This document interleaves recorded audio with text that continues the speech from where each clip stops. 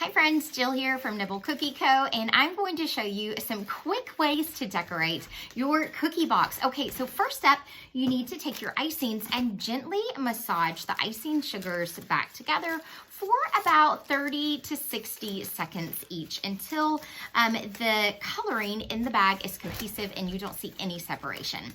2, you're going to take a pair of sharp scissors and you are going to, very small, you're going to cut the tip of the bag. I don't know if you can see that very small tip. Start small because you can always get bigger. Also, in your box, you're going to find a wooden skewer stick. This is called a scribe, and you are going to use this to help you move the icing around on your cookie. Okay, let's get started. Okay, now let me show you a great way to add a big impact on a cookie.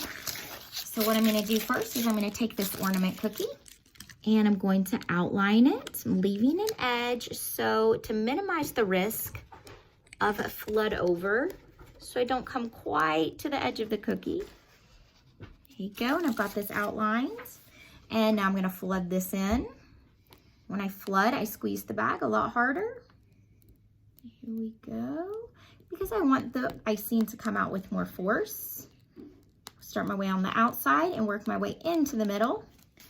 Now I'm going to use my scribe, make sure the tip is clean, and I'm going to move that icing around to the edges and to the cracks and the crevices of my cookie. I could come back through if I wanted to and bring this a little bit more towards the edge. Then I'm going to take my white icing and I'm going to make 2 stripes. I cut my tip really big on this one, so these are very large stripes. 2 stripes, and then I'm going to take my green icing and I'm going to come back and I'm going to fill in between. So here's 1 green stripe. It's okay if yours aren't straight. The technique will work all the same, and it covers a lot of imperfections. I'm going to find the middle of my cookie. Here's the middle, and I'm going to pull down through the icing. Keep pulling, and then release. And I wasn't quite in the middle there, but that's okay. Bring that back together there. So I pulled down. I'm going to think about my spacing here, and I'm going to pull up through my cookie. And then I'm going to pull down through my cookie. I'm going to do the same thing on the other side, down. So now I'm going to pull up here, clean off that tip, and then another pull down here. If your icing doesn't come together, like mine has not right here, you can take your scribe and you can gently just work the icing back together. If you wanted to, you could add it a little more detail, like a little dot right here, and you could add 1 right here if you wanted to. This is all just up to you, and this is where you get to practice and be creative on your own. 2, 3, 4, 5. Next up, I'm going to start with my Christmas tree here. I'm going to outline the edges with my flood icing. I give it plenty of room in case that icing needs to overflow. There you go. And now I'm going to flood it in. So I squeeze the bag with a lot more force. Let the icing come out with a lot more force. Squeeze that in. My icing is nice and thick because I have massaged it together. And I'm going to take this scribe. There you go. Move that icing around to all the little cracks and crevices. Next, I'm going to take my white icing and I'm going to make some small polka dots to mimic some Christmas tree lights. White twinkly lights. A dot is just a squeeze, release, squeeze, release, squeeze, release. And next I'm going to get my red icing and I'm going to make some Christmas ornaments. Squeeze, release. These are a little bit bigger. So I'm letting the icing come out a little bit more before I'm releasing my squeeze on it. And I'm going to make some tinier ones. I like the variety of sizes. There you go.